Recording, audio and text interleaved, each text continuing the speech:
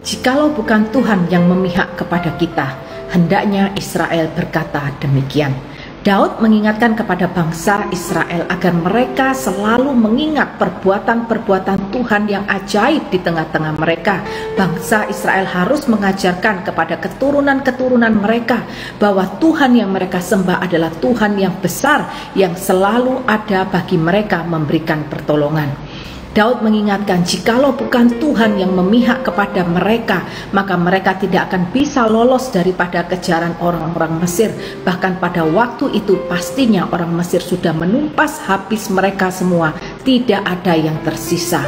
Tetapi karena Tuhan yang menjadi pembela, Tuhan yang menolong mereka, maka Tuhanlah yang mengeluarkan mereka dari kejaran orang Mesir sehingga bangsa Israel bisa selamat. Tidak ada satupun yang ditumpas oleh bangsa Mesir. Oleh karena itu saudara, hari ini kita belajar, jikalau kita berjalan bersama dengan Tuhan, jikalau kita berjalan dengan otoritas yang datang daripada Tuhan, jikalau kita melakukan apa yang Tuhan perintahkan di dalam kehidupan kita, maka ketika di hari-hari depan, di masa depan kita menghadapi masalah atau apapun, Tuhan itu tidak akan pernah tinggal diam. Jika yang kita lakukan di dalam kehidupan kita melakukan rencana-rencana Tuhan, maka ketika kita menghadapi pergumulan, ketika kita menghadapi kesulitan, Tuhan itulah yang akan membuka jalan keluarnya bagi kita. Karena ketika Tuhan sudah memberikan perintah kepada kita dan kita setia melakukannya, maka Tuhan akan bertanggung jawab atas setiap perintah dan rencana Tuhan yang kita kerjakan di dalam kehidupan kita. Hari ini yuk kita belajar, biarlah dalam keseharian kita, apa yang kita lakukan di dalam kehidupan kita, kita berjalan dengan otoritas yang datang daripada Tuhan. Artinya kita melakukan segala sesuatu yang memang Tuhan kehendaki dan Tuhan perintahkan di dalam kehidupan kita. Lain halnya kalau kita melakukan segala sesuatu bukan sesuai dengan kehendak Tuhan, tetapi sesuai dengan keinginan kita sendiri, maka ketika kita mengalami masalah, Tuhan tidak perlu bertanggung jawab. Karena apa? Semuanya itu kita tidak pernah bertanya kepada Tuhan. Kita tidak berjalan dengan otoritas yang datang daripada Tuhan.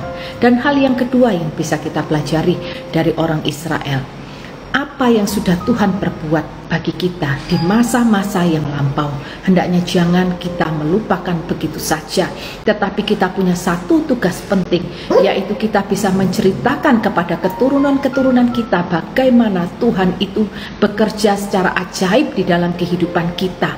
Tuhan ada di tengah-tengah kehidupan kita untuk memberikan pertolongan, di mana Tuhan selalu membackup kita ketika kita menghadapi kesulitan, pergumulan, penderitaan, sehingga kita bisa mengajarkan kepada keturunan-keturunan kita bahwa apapun di dalam hidup ini kita tidak perlu takut, asalkan kita berjalan dengan otoritas Tuhan, melakukan segala sesuatu yang Tuhan kehendaki.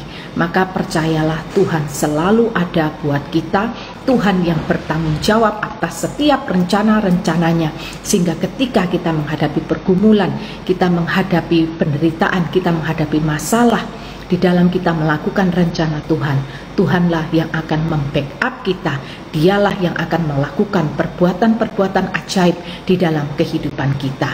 Dan yang ketiga, hendaknya pengalaman-pengalaman di mana kita melihat perbuatan-perbuatan ajaib Tuhan, di situ harus menumbuhkan iman kita semakin hari semakin berakar kuat. Kita tidak perlu ragu lagi menghadapi masa depan selama berjalan bersama dengan Tuhan, selama berjalan dengan otoritas Tuhan. Kita tidak perlu takut, kita tidak perlu khawatir, karena yang berjalan bersama dengan kita adalah Tuhan yang hebat.